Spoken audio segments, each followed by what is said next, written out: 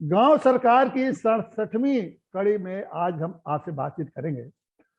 और जैसा कि हम करते आ रहे हैं कि किसी न किसी विशिष्ट व्यक्ति को से बात करते हैं और उनसे जानते हैं कि गांव पंचायती व्यवस्था है, उसके संबंध में जो संवैधानिक व्यवस्था है वो कहाँ तक लागू हो रही है भारत में, और किस तरह से लागू होना चाहिए और कैसे लागू हो रही है, संविधान की मंशा के अनुरूप वो हो रहा है कि नहीं हो रहा है।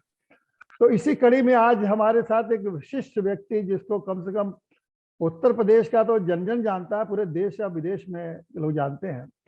और श्री योगेंद्र नारायण जी उत्तर प्रदेश के मुख्य सचिव रह चुके हैं, भारत सरकार में रक्षा सचिव रह चुके हैं। उसके बाद वो राज्यसभा के महासचिव भी रह चुके हैं और बड़े विभिन्न पदों पर केंद्र सरकार में और राज्य सरकार के तमाम पदों पर हैं। और उनका पूरा एक अनुभव है पूरे गवर्नेंस पे कि कैसे गवर्नेंस होना चाहिए। और उन्होंने गवर्नेंस पे अभी हाल में ही सिविल सर्विसेज पे एक किताब भी लिखी है और उसमें भी उन्होंने पूरे ब्यूरोक्रेसी की और लोकल बॉडीज के बारे में भी उसमें चर्चा की है। मैंने उस किताब को पढ़ा भी है और मुझे बड़ा अच्छा लगा और उससे बहुत सारी बातें हमसे जानकारी नई नई कंपैरेटिव स्टडी है दुनिया भर के एडमिनिस्ट्रेटिव सर्विसेज की। तो आज वो लेकिन वो इस समय अमेरिका में है, तो इसलिए उनके अमेरिका में हम उनसे बात कर रहे हैं। उन्होंने ये बड़ी कृपा की कि उन्होंने समय दिया कि हम अमेरिका से ही बात करेंगे। तो ये बात से अब हम उनसे सवाल पूछते हैं कि गांव पंचायत के और गांव सरकार के बारे में जो हम लोग की संविधान की अवधारणा है, उसमें कहाँ तक ये सफलतापूर्वक चल रही है या नहीं चल रही है, इसमें क्या सुधार है। तो योगेंद्र जी, ये बड़ा हमारे लिए अवसर है कि आप अमेरिका में हमसे बातचीत कर रहे हैं। तो ये बताइए कि ये जो हम थोड़ा सा इंट्रोडक्शन आपको पंचायती राज व्यवस्था में जो इस समय संवैधानिक व्यवस्था है उसके बारे में थोड़ा बता दें। जो संवैधानिक व्यवस्था है उसमें यह है कि एक 1992 में संविधान में 73वें संशोधन के द्वारा ग्राम पंचायतों को लागू कर दिया गया। पहले तो पंचायती राज अधिनियम था, उसके पर नहीं जाएंगे। उसके बाद उन्होंने 3 चीजें की पंचायती राज व्यवस्था में। संविधान में 243 एक धारा अनुच्छेद उसमें जोड़ा गया और उसमें यह व्यवस्था की गई कि संविधान में गवर्नमेंट ग्राम पंचायतों को इंस्टीट्यूशन ऑफ सेल्फ गवर्नमेंट बनाया जाए, नंबर 1। दूसरी बात उन्होंने ये कहा कि एक शेड्यूल बना दिया, जैसे यूनियन लिस्ट है, स्टेट लिस्ट है और सेंट्रल गवर्नमेंट का शेड्यूल 7 उसी तरह एक नया शेड्यूल बनाया, शेड्यूल 11, जिसमें उन्होंने 29 विभाग दिए और कहा कि ये ग्राम पंचायतों के लिए है और जिसमें कि हम यहाँ बात करेंगे ग्राम पंचायत के बारे में। तो वो जो ये 29 विभाग है वो एक शेड्यूल दिया कि ये ग्राम पंचायतों को अधिकार इस तरह से उन्होंने दे दिया। अब ये चीजें उनको मिल गया। दूसरा उन्होंने किया कि इलेक्शन कमीशन, एक स्टेट इलेक्शन कमीशन बनाया ताकि इलेक्शन उनके समय से होने लगे और वो इलेक्शन समय से हो रहे। तीसरी बात, एक फाइनेंस कमीशन बना दिया और फाइनेंस कमीशन को भी व्यवस्था कर दी कि जो भी स्टेट के पैसे आएंगे स्टेट में स्टिकर में, उसका एक सर्टेन परसेंटेज गांव पंचायतों को जाएगा। तो जो लैग करती थी, जो दिक्कतें थी ग्राम पंचायत को फंक्शन करने में कि टाइम से चुनाव नहीं होते थे, दूसरा उनको फाइनेंस की दिक्कत होती थी और तीसरा उनका पावर डिफाइंड नहीं था कि कैसे वो पावर का इस्तेमाल करें। तो तीनों चीज हो गई। लेकिन उत्तर प्रदेश जो पंचायती राज अधिनियम में एक धारा 15 है, उस अधिनियम में एक व्यवस्था उन्होंने ये बना दी कि 15 में कि जो भी अधिकार दे तो दिया उन्होंने सभी उनको अधिकार, लेकिन वो व्यवस्था ये बना दी कि ये जो अधिकार हैं वो सब राज्य सरकार के अधीन हो गए। तो जब राज्य सरकार के अधीन ही सब कुछ कर दिया तो फिर इस व्यवस्था को, इस अधिकार संविधान में देने का क्या मतलब क्या रह गया? इस पर हम थोड़ा आपका विचार जानना चाहेंगे। जी देखिए, ऐसा है कि हमारे राजनीतिक इतिहास में ग्राम स्वराज की बात हरदम कही गई। महात्मा गांधी जी ने भी इस पर बहुत बल दिया कि भारत जो है गांव में ही बसता है। और पर हमें स्वतंत्रता तो 1947 मिल गई, और जैसे आपने अभी कहा 1992 में ये पहली बार सोचा गया कि इनको भी कोई अधिकार दिए जाएं। ये देरी क्यों हुई, इस पर भी मैं कुछ कहना चाहूँ। जी जी। हमारे जितने राजनीतिक नेता हैं वो ये चाहते हैं कि जो अधिकार उनको मिले हैं, जैसे स्टेट असेंबलीज में हैं और जो संविधान में एक स्टेट लिस्ट बनाई गई है जिसके अंतर्गत जो कानून स्टेट गवर्नमेंट्स बना सकती हैं, राज्य सरकारें बना सकती हैं, उसका एक प्राविधान है। तो ये स्टेट गवर्नमेंट्स अधिकार ग्रामीण क्षेत्रों में या ग्राम पंचायतों को देने में हिचकती हैं। मुझे याद है जब मैं मुख्य सचिव था तो ये जो 29 विभाग का जिक्र आपने किया, जो संविधान में ये कहा है कि आप दे सकते हैं ग्राम पंचायतों को, तो बड़ी हिचक थी। और मेरे समय भी 29 में से सिर्फ 15 विभागों के बारे में अधिकार दिए गए पंचायत, क्योंकि ये अधिकार राज्य सरकार अपने पास रखना चाहती थी। तो एक जो जैसे अंग्रेज लोग कहते थे ना, जब हम लोगों ने स्वतंत्रता संग्राम की लड़ाई लड़ी तो कहते थे कि भारतवासी अपने आप को संचालित नहीं कर सके, सरकार नहीं बना पाएंगे, उनमें काबिलियत नहीं। बताइए। और अब हम भारत में गर्व से कहते हैं कि हमारा सबसे बड़ा प्रजातंत्र है।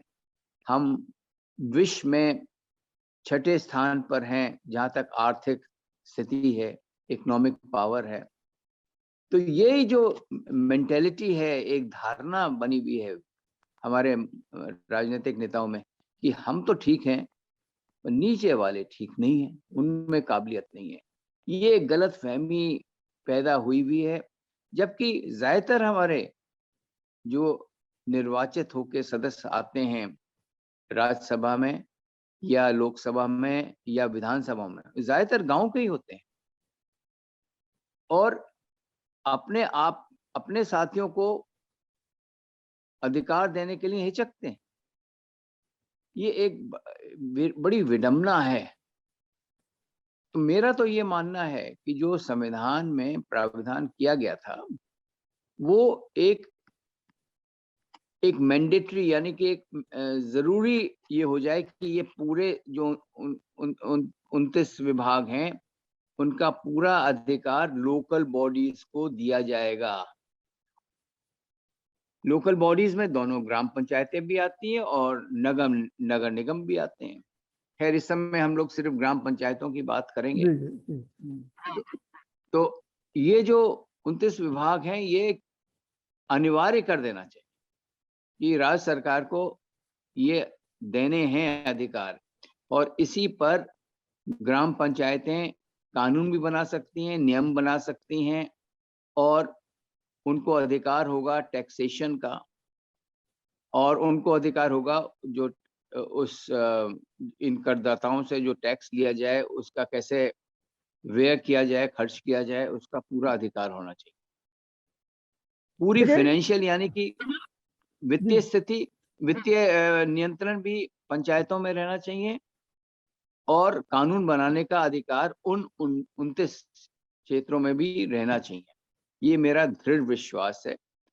अब ये जरूर है कि इसमें थोड़ा संशोधन करना पड़ेगा संविधान में, थोड़ा सा, क्योंकि अभी तक तो ये आपने एक संविधान में ये कह रखा है राज्य सरकार जैसे चाहेगी 29 विभागों में से वो उन विभागों को दे सकते, पर नहीं, इसको अनिवार्य कर दिया और तभी सही में ग्राम स्वराज मिलेगा और ग्राम पंचायतें अपना कार्य कर सकेंगी। इसी संदर्भ में एक हाँ जी बताएं। हाँ, ये भी कहा जाता है कि ग्राम पंचायतों को अधिकार दिए गए तो ये कैसे कार्यान्वित करेंगे, इन नियमों को कैसे कानून बनाएंगे, उनके पास कोई ट्रेंड प्रशिक्षित व्यक्ति नहीं है उनके अधीनस्थ। तो उसमें भी मेरा ये सुझाव है कि ग्राम पंचायतों में जो ऑफिशियल्स यानी कि कर्मचारी रखे जाएं वो भी पंचायतों के अधीन ही होने चाहिए, और इसके लिए एक जो नियुक्तियां हों वो एक village public local bodies service commission के द्वारा होनी चाहिए। ग्राम प्रधानों पर ये सही है कि नहीं छोड़ना, यहाँ भी नहीं छोड़ते। यूपीएससी का सिलेक्शन करते हैं या स्टेट पब्लिक सर्विस कमीशन के थ्रू सिलेक्शन करते हैं, इसी तरह जो ग्राम पंचायतों में कार्य करेंगे उनका भी सिलेक्शन एक इंडिपेंडेंट स्वतंत्र बॉडी से होना चाहिए।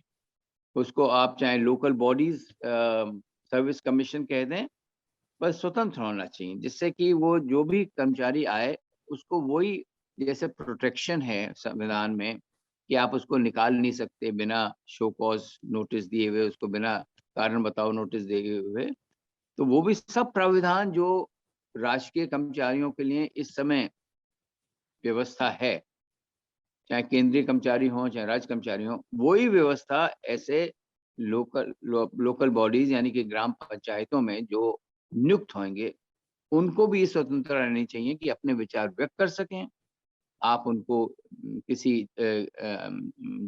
जाति के आधार पर या किसी और आधार पर आप मन चाहे ऐसों को नहीं निकाल पाएंगे। तो इसके साथ ये भी होना चाहिए, क्योंकि इस तरह आपको एक प्रशिक्षित मैन पावर मिलेगी, ट्रेन मैन पावर, जो कि प्रधानों को राय भी देगी। पढ़े लिखे व्यक्ति होंगे, आपके जो क्वालिफिकेशंस आपकी पब्लिक सर्विस कमीशन जो लोकल बॉडीज की होगी वो निर्धारित करेगी, सरकार भी निर्धारित करेगी, और इस तरह ये व्यवस्था बहुत अच्छी तरह चल सकती है।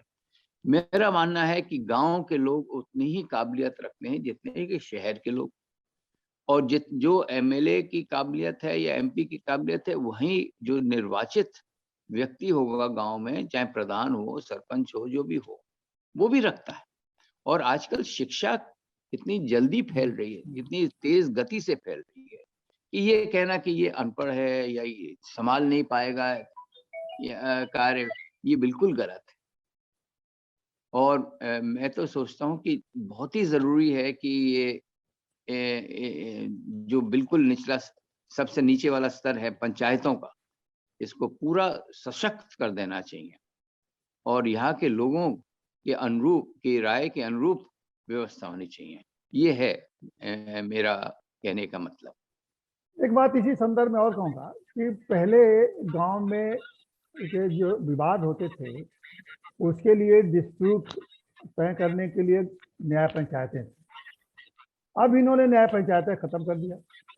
न्याय पंचायतें खत्म करने का जो कारण था वो ये है कि जुडिशरी का ये कहना है, सुप्रीम कोर्ट में किसी ने एक मुकदमा दायर किया, उन्होंने कहा कि साहब जुडिशरी जो है वो जुडिशरी में जो लोग एक्सपर्ट हैं, जुडिशियल ऑफिसर ही न्याय का कार्य कर सकते हैं, और ये जो न्याय पंचायत के जो लोग हैं ये लोग उस काबिल नहीं है, जुडिशियल एक्सपर्ट नहीं है, ट्रेंड लोग नहीं है, इसलिए इनको जिम्मेदारी नहीं दी जा सकती। तो मामला शायद सुप्रीम कोर्ट ने इस मामले को स्टे कर दिया और सारी न्याय पंचायतें खत्म हो गई।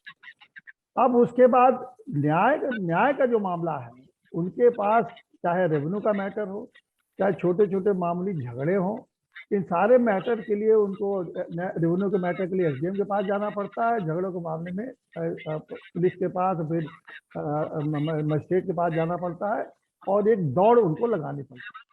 अभी इन्होंने कुछ ग्राम न्यायालय की स्थापना की, तो ग्राम न्यायालय की स्थापना में कुछ जगहों पर इन्होंने किया, वो भी क्या किया कि उसमें एक जुडिशियल ऑफिसर को बैठा दिया और वो ग्राम न्यायालय के नाम पर जिले या तहसील में उनको बैठा दिया। तो वही वो न्यायालय केवल नाम बदल गया लेकिन है वही जुडिशियल ऑफिसर। अब बताइए गांव में एक झापड़ किसी ने मार दिया किसी को, अब वो मुकदमा जाए पुलिस क्या आती है उनके पास, जब पुलिस के पास पहुंच जाता है तो पुलिस जानते हैं इंडिया भारत में हर खास करके उत्तर प्रदेश की पुलिस कितनी करप्ट है और दोनों पार्टी से पैसा लेती है। गांव के लोग आके बताते हैं कि साहब अगर मुकदमा थाने पर गया तो दोनों पार्टी से पैसा लेते हैं और उलझाए रहते हैं, उनको परेशान करते हैं और फिर कचहरियों में वकील और ये छोटी छोटी बातों के लिए एक थोड़ा सा मेड़ का झगड़ा हो गया तो उसको भी सालों साल एसडीएम और लेखपाल और ये सब। तो इस न्याय व्यवस्था को कैसे गांव में, अच्छा संविधान में जो व्यवस्था दे रखी है उसमें सिर्फ उन्होंने डेवलपमेंट का 29 विभाग दे रखा है, ये न्याय की व्यवस्था उनको नहीं दे रखी है। तो न्याय की व्यवस्था चूंकि राज्यों के हाथ में था तो राज्यों के न्याय पंचायत खत्म हो गया तो एक पार्लियामेंट में गांव न्यायालय का कानून तो पास किया, लेकिन ग्राम न्यायालय की जो स्थिति है वो मैंने आपको बता दी। तो इस व्यवस्था को, न्याय का मामला गांव के कैसे हाथ में कैसे दिया जाए ताकि वो अपना खुद छोटे मोटे मामले अपना खुद कर लें, जैसा कि हमारे आदिकाल में ऐसे ही व्यवस्था रही है कि न्याय की व्यवस्था भी उन्हीं के पास रहती थी। जी देखिए, इसमें दो बातें मुझे कहनी है। एक तो न्यायिक व्यवस्था जो होनी चाहिए, तो हम लोगों ने संविधान में भी कहा है कि इंडिपेंडेंस ऑफ द जुडिशरी, यानी कि जुडिशरी स्वतंत्र होना चाहिए, किसी सरकार के अधीन नहीं रहना चाहिए, चाहे वो स्टेट गवर्नमेंट हो चाहे केंद्रीय सरकार हो। तो कोई ना तो सुप्रीम कोर्ट किसी के अधीन रहे, ना हाई कोर्ट्स किसी के अधीन रहे, ना डिस्ट्रिक्ट कोर्ट्स किसी के अधीन रहे। अगर हम ये सिद्धांत अपना लें तो हम ये न्यायिक व्यवस्था गांव में भी सुचारू रूप से व्यवस्थित कर सकते हैं। अब किस तरह करें? आपने ठीक कहा कि अगर हम एक जुडिशियल ऑफिसर को नियुक्त करते हैं, वो तहसील में बैठेगा, उससे नीचे तो बैठेगा नहीं, और उसमें जो कार्य प्रणाली है, criminal procedure code, IPC code, ये सब फॉलो करना पड़ेगा। तो मेरी एक राय इसमें थोड़ा भिन्न है, वो ये है कि न्याय पंचायतें तो जरूर रहें, पर जैसे कि पहले एक व्यवस्था थी कि एक ज्यूरी रहती थी, यानी कि वहीं के लोग, उसी मोहल्ले के लोग, उसी गांव के लोग, 5 आदमी ऐसे भी हों, एक तो न्याय पंचायत रहे, फिर 5 आदमी ऐसे रहें जो कि विभिन्न वर्गों से या विभिन्न प्रशिक्षित लोगों से, चाहे एमए हैं, बीए हैं, कुछ पढ़े लिखे लोग, उनको आप एक जूरी के फॉर्म में रख लीजिए। क्योंकि ये कहा जाता है कि न्याय पंचायतों में जो हमारी जाति एक व्यवस्था है समाज में, तो उसके अनुरूप कभी कभी ये भी कहा जाता था गलत फैसले तो हो जाते थे। तो इसको थोड़ा चेक करना है जरूर, क्योंकि इंडिपेंडेंट रखना है। मैं जुडिशरी का या न्यायिक व्यवस्था का ये एक सिद्धांत, बहुत ही महत्वपूर्ण सिद्धांत ये होना चाहिए कि वो स्वतंत्र होने चाहिए। तो ग्राम प्रधान के अधीनस्थ नहीं होने चाहिए और किसी इलेक्टेड रिप्रेजेंटेटिव के नीचे नहीं रहना चाहिए, परंतु हमें ये भी देखना कि वो गांव के ही लोग रहें, और कोई जरूरी नहीं है कि पूरा वो क्रिमिनल प्रोसीजर कोड फॉलो करें या आईपीसी कोड फॉलो करें, एक्सेप्ट जो बहुत सीरियस केसेस हैं जिसमें कि जो वर्तमान व्यवस्था के अंतर्गत, अगर आप लेटेस्ट लें कि कोई मर्डर हुआ, किसी को मारा गया है या डेकॉइटी हुई है, ऐसे केसेस को छोड़ के जो कि जुडिशियल ऑफिसर तय कर सकता है तहसील में बैठ के, बाकी सब व्यवस्था, न्यायिक व्यवस्था गांव के स्तर पर ही रहनी चाहिए, परंतु वो न्यायिक व्यवस्था बिल्कुल स्वतंत्र होनी चाहिए और किसी निर्वाचित सदस्यों के अधीनस्थ नहीं होनी चाहिए। तो एक तो मेरा ये कहना है, और जो ये न्याय पंचायतें अपना फैसला दें, कोई उसमें ये अनिवार्य ना कर रहे हैं कि आपने वो जितना फाइन ट्यूनिंग करते हैं ना एविडेंस देने में, गवाही देने में, कि और वकील आते हैं, वकीलों को मत अलाउ करिए। न्याय पंचायतों के स्तर पर जो फैसले तय हों वो वहीं के लोग तय करें, और कोई किसी वकील को आने की जरूरत नहीं है। इसको बैन कर देना चाहिए वकीलों के यहाँ इस व्यवस्था में यहाँ पर। तो मेरी तो यही राय है। इसमें एक्सपेरिमेंट देखिए, समय समय पर आदमी सोचता है कुछ, फिर और आगे बढ़ता है काम उस लाइन पर, फिर कुछ और तब्दीलियां होती हैं, जरूरतें और अलग आती हैं, संशोधन करते रहिए, पर व्यवस्था ये होनी चाहिए कि गांव के मामले अधिक से अधिक मामले तय न्याय पंचायतें ही करें, बस स्वतंत्र होनी चाहिए न्याय पंचायतें। तो लबो लबाब ये हुआ कि जो बहुत सीरियस आईपीसी केसेस हैं, बहुत गंभीर वाले, मर्डर के, डेकॉइटी के, वो तो आप दे दीजिए उनको जो जुडिशियल ऑफिसर अपॉइंट किए हैं या ग्राम पंचायत न्यायिक व्यवस्था की है तहसील स्तर पर एक जुडिशियल ऑफिसर। पर बाकी सब मामले जो हैं ग्राम स्तर पर ही न्याय पंचायतें तय करें और न्याय पंचायतों को पुनर्जीवित करके ये व्यवस्था लागू कर देनी चाहिए। ये मेरी राय है पांडे जी। अच्छा, इसी में एक सुरक्षा व्यवस्था पे भी ना, कि पहले गांव के लोग अपनी सुरक्षा व्यवस्था भी रखते थे। कोई भी मामला अगर आपस में आया तो वो कुछ लोग रखते थे और जाके सुरक्षा वो अपना करते थे। आजकल क्या हो रहा है कि उत्तर प्रदेश में गायों को, जो गायों के लिए ये हो गया कि कोई गाय को मारेगा नहीं, और हो क्या रहा है कि जो गायें हैं जो दूध नहीं दे रही हैं तो किसान उनको छोड़ देते हैं। तो उन गायों को जब छोड़ देते हैं तो खेत में जा जाके वो उनका बड़ा नुकसान करती हैं, क्योंकि घूमती रहती हैं। इसके लिए इन्होंने गौशाला वगैरह तमाम योजनाएं चलाती हैं, लेकिन आप जानते हैं कि सरकारी तंत्र कैसे काम करता है, वो कोई व्यवस्था वो ठीक से चल नहीं रही। अब बहुत नुकसान हो रहा है, और गांव में, उत्तर प्रदेश में तो करीब करीब हर गांव में काफी लोग इससे डिस्टर्ब है। तो अगर मान लीजिए गांव में अगर सुरक्षा व्यवस्था अगर होती अपनी खुद, तो गांव की जो सुरक्षा व्यवस्था अपने रखे गांव पंचायतें, जिसको हम गांव सरकार कहते हैं, तो वो अपना सुरक्षा के लिए 4, 6, 8, 10 लोगों को, जब गांव में नौजवानों कमी नहीं, उनको अपना रख लेते। वो पशुओं से भी सुरक्षा करते। दूसरी बात है कि वो जो चोर और दूसरे छोटे मोटे अपराधी लोग हैं उनसे भी रक्षा करते। या जो छोटे मोटे नाली तोड़ने वाले लोग नाली कभी तोड़ देते हैं, कभी मेड़ तोड़ देते हैं, कभी पेड़ काट देते हैं, या उनकी संपत्ति का नुकसान करते हैं, तो इसकी भी सुरक्षा की व्यवस्था हो जाती है।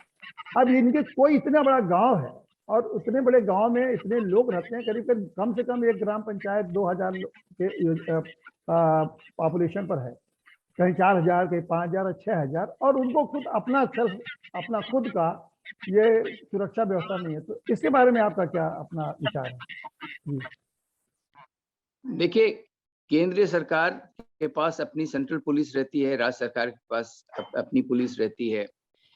तो इसी तरह गांव में भी जो लॉ एंड ऑर्डर का प्राविधान है, वो जिम्मेदारी भी ग्राम पंचायत पर ही रहनी चाहिए, उन्हीं में रहनी चाहिए। अब उनको ये भी अधिकार होने चाहिए, उन 29 अधिकारों के अलावा, कि लॉ एंड ऑर्डर को मेंटेन करें गांव में, और उसके लिए वो नियुक्त कर सकते हैं वही public service commission, local bodies public service commission के द्वारा, जैसे राज्य सरकारें करती हैं कि अपना अपॉइंटमेंट करती हैं पुलिस कांस्टेबल्स को, सब इंस्पेक्टर्स को।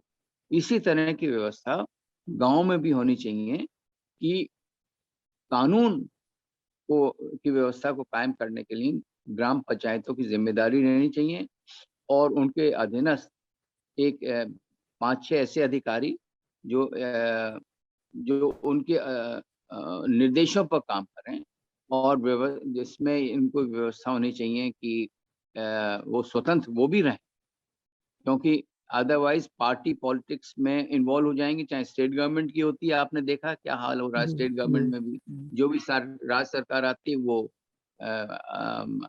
उस तरह की व्यवस्था कर देती है कि जो उनके पॉलिटिकल राइवल्स हैं उन्हीं को बंद करने देती है। तो इसी तरह का एक हमें अलग करके सुधार लाना चाहिए, और एक जो कानून व्यवस्था की जिम्मेदारी है वो भी ग्राम पंचायतों को देनी चाहिए। सरकारों ने पहले से ही वो विलेज चौकीदार की एक व्यवस्था कर रखी थी, विलेज चौकीदार होते थे। अब विलेज चौकीदार अगर राज्य सरकार नियुक्त भी करती है, वो भी ग्राम पंचायतों के या तो प्रधान के अधीनस्थ या किसी के सरपंच के अधीनस्थ ही रहने चाहिए। तो लॉ एंड ऑर्डर और बाकी जो 29 विभाग हैं वो सब ग्राम पंचायत के अधीनस्थ रहने चाहिए, और न्यायिक व्यवस्था न्याय पंचायतों के अधीनस्थ रहनी चाहिए, और पर उनका एक कोई स्वतंत्र रूप से काम करें। इसके लिए सुनिश्चित करने के लिए उनको एक जूरी सिस्टम मेरी राय में रखना चाहिए। ये एक बात और है कि ये जो विकास की बात होती है ना, तो जैसे विकास में हमेशा जब भी देश के या शहर के और या किसी भी तरह के विकास का बात होती है, तो उसमें ये होता है कि सड़क हो, बिजली हो, पानी हो, ये सबकी व्यवस्था बना दी जाए, इंफ्रास्ट्रक्चर मतलब जिसको कहते हैं कि सुविधा दे दी जाए। गांव में ये तो हुआ, गांव में सड़क बन गए, बिजली लग गए, और पानी भी व्यवस्था कहीं कहीं हो रही है, नालियां लग गई, खड़गे हो गए। लेकिन जो गांव का ये जो स्वरूप था, एक ग्रामीण स्वरूप था कि एक गांव की अपनी खुद की एक भाईचारा थी, उनकी एक खुद की एक संस्कृति थी, खुद के त्योहार होते थे, खुद से लोगों के पेड़ पौधे, जल, पोखरे और ये चीजें होती थी। जो नेचुरल, जो प्राकृतिक चीजें होती थी, वो गांव में बिल्कुल गायब हो गई। लोगों ने सब पेड़ काट लिए, सारे पेड़ खत्म हो गए। लोगों ने जो पोखरे थे सब उन्होंने पाट दिए, वो नहीं रह गए। अब वहां चूंकि स्थानीय गांव के स्तर पर कोई इन चीजों को रोकने वाला है नहीं, तो जब उनको कोई रोकने वाला नहीं है तो वो जो अधिकारी तो ऊपर बैठे रहते हैं, जिले स्तर पर जिले के अधिकारी बैठे रहते हैं, तो उनको थोड़े पैसे वैसे दे के, जो जिसको जो मनमानी करता है वो आते हैं, जांच वाच में आते हैं, जांच करते हैं, फिर पैसे वैसे दे के जांच खत्म हो जाती है। और गांव वाले बैठे देखते रहते हैं कि भाई हम लोग के हाथ में क्या, हम लोग क्या कर सकते हैं। तो गांव के तो ये भी एक तो स्वाभाविक रूप में भी रखना है, साथ साथ उनको संसाधन देना है, लेकिन संसाधन के नाम पर वो गांव को ही खत्म करते जा रहे हैं। तो क्या ऐसा, फिर तो 6 लाख गांव है और भारत तो गांव का देश है, गांव के नाम से ही जाना जाता है, कृषि प्रधान देश है। तो जब गांव ही खत्म कर देंगे तो कौन सी भारत की प्राकृतिक दृश्य, प्राकृतिक तरीके, ये उनकी संस्कृति बचेगी कैसे? जी। देखिए, आपके प्रश्न में दो अंश हैं अलग अलग। एक तो अंश ये है कि जो डेवलपमेंट वर्क्स हैं गांव के, वो कैसे सुचारू रूप से चल सकें और उसके लिए पैसा कैसे कलेक्ट किया जाए, इकट्ठा किया जाए। तो जैसे पहले बात हुई थी, टैक्सेशन पावर्स भी ग्राम पंचायतों को रहनी चाहिए, और टैक्सेशन के पावर के द्वारा जो भी पैसा इकट्ठा हो तो उसको लेकर, प्लस जो आपका ये आप finance commission, state finance commission है, उसका पैसा जो मिलता है उसको सुचारू रूप से चलाने के लिए पंचायतों का के ये व्यवस्था जिम्मेदारी रहनी चाहिए। दूसरा अंश जो आपका प्रश्न का था कि गांव में विकास जैसे शहरों में हो रहा है वैसे कैसे किया जाए, सड़कों का, बिजली का, तो मुझे वो बात याद आती है प्रेसिडेंट अब्दुल कलाम की, जो हमारे राष्ट्रपति थे। उन्होंने एक प्रस्ताव भेजा था सरकार को जिसको कहते थे पूरा, यानी कि जो शहर में सुविधाएं दी जाती हैं वही गांव में दी जाएं, पूरा, इसको कहते हैं PURA। तो इसको सुनिश्चित करने के लिए मेरी राय में ये है, क्योंकि सिर्फ ग्रामीण साधनों से या टैक्सेशन से या फाइनेंस कमीशन जो पैसा देगा उससे काफी नहीं है गांव के विकास के लिए। इसलिए हमें ये सुनिश्चित करना है कि उनको अगर वो एमिनिटीज देनी है तो किस तरह सुनिश्चित करें कि हर एक गांव में ये व्यवस्था हो जाए।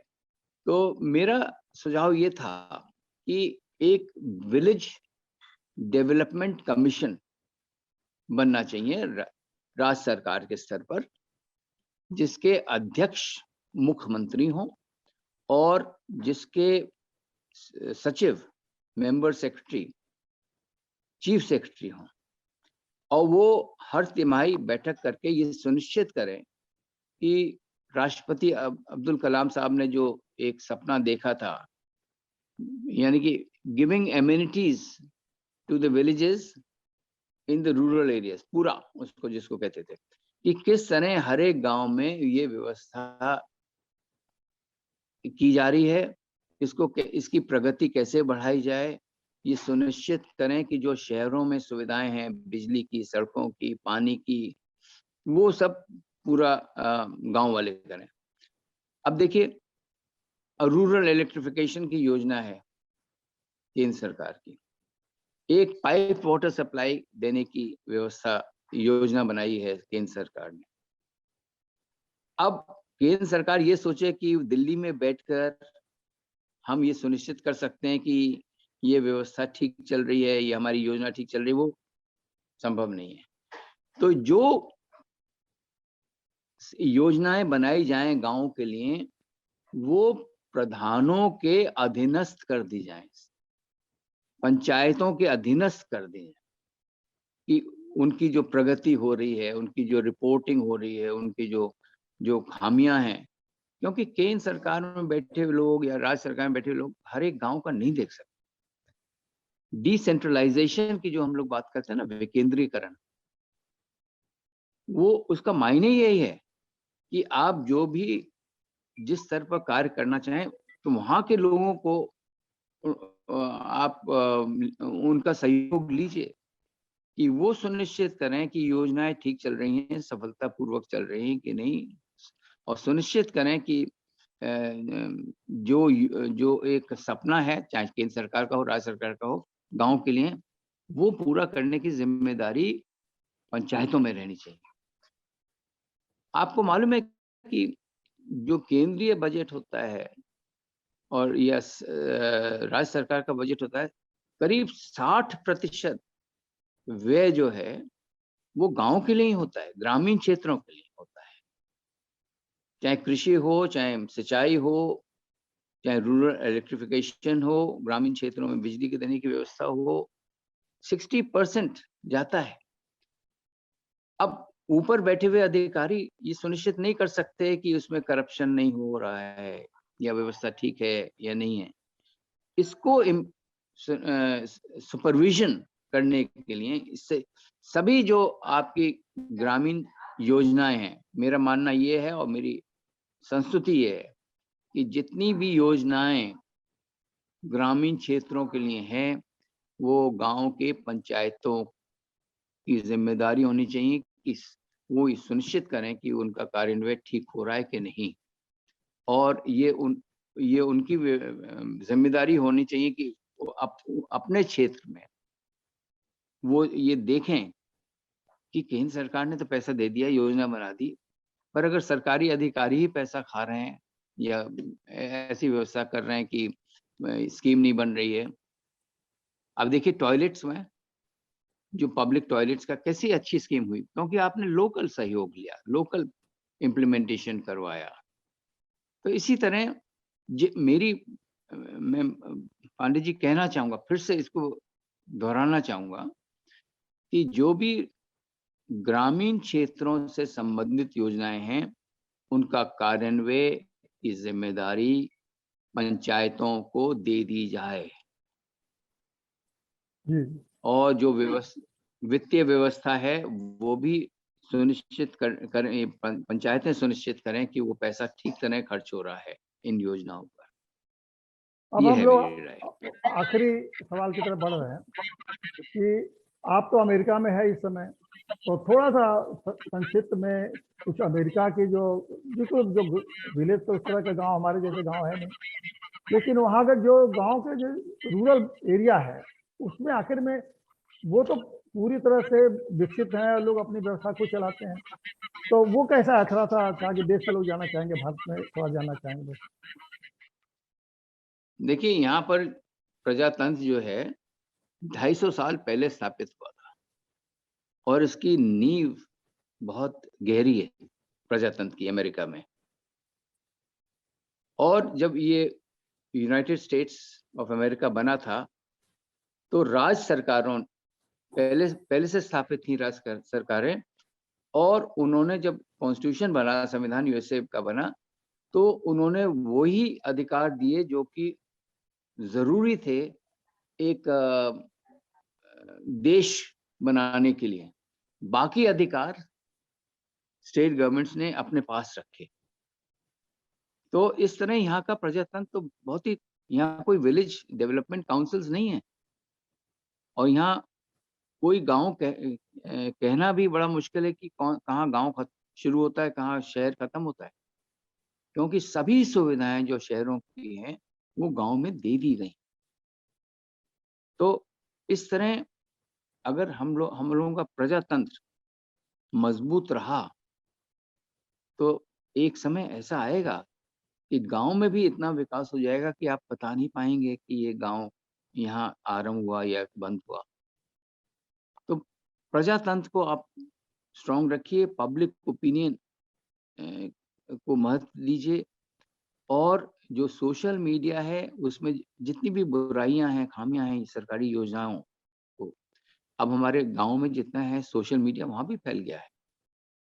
बहुत अच्छा। तो ये सुनिश्चित कर लेना चाहिए कि सोशल मीडिया के द्वारा भी जो खामियां हो रही हैं वो उजागर हों। गांव के लोग एक तरह से विजिलेंट, सतर्क नागरिक बने और ये सुनिश्चित करें कि जो पैसा उनके गांव के विकास के लिए आ रहा है वो ठीक तरह खर्च हो। तो अमेरिका और इंडिया में इस तरह का बहुत ज़्यादा फ़र्क है, क्योंकि यहाँ पहले ही से प्रजातंत्र और जो पीपल्स पार्टिसिपेशन, लोगों का एक भागीदारी है सरकार चलाने में, वो पहले से बहुत मजबूत है। हमारा भी देश मजबूत हो जाएगा इस तरह। और इसी तरह हमारे अगर ग्रामीण क्षेत्रों में ये व्यवस्था हो जाएगी जिस तरह हम लोग सोच रहे हैं कि वहाँ पंचायतों को ये अधिकार दे दिए जाएं जो भी 29 हैं, और लॉ एंड ऑर्डर का भी वहाँ उनको व्यवस्था दे दी जाए, तो कोई रोक नहीं सकता कि हमारे ग्रामीण क्षेत्र भी उसी तरह हो जाएं जैसे अमेरिका के ग्रामीण क्षेत्र। बहुत बहुत धन्यवाद, बड़ा अच्छा रहा। और मैं समझता हूँ कि आपके इन बातों से भारत के लोग जो ग्रामीण क्षेत्र में रहने वाले या गांव वालों पर भरोसा नहीं रखते हैं, और उनको भरोसा नहीं है कि ये लोग अपने गांव की व्यवस्था चला पाएंगे, उन लोगों में अंदर एक भरोसा जगेगा कि नहीं, गांव के लोग कर सकते हैं। और अगर वो लोग भरोसा करेंगे तो उनसे न केवल विकास होगा, बल्कि हमारा प्रजातंत्र भी मजबूत होगा, और एक दोनों विकास और प्रजातंत्र की मजबूती से भारत बहुत आगे बढ़ेगा। नमस्कार, बहुत बहुत धन्यवाद आप।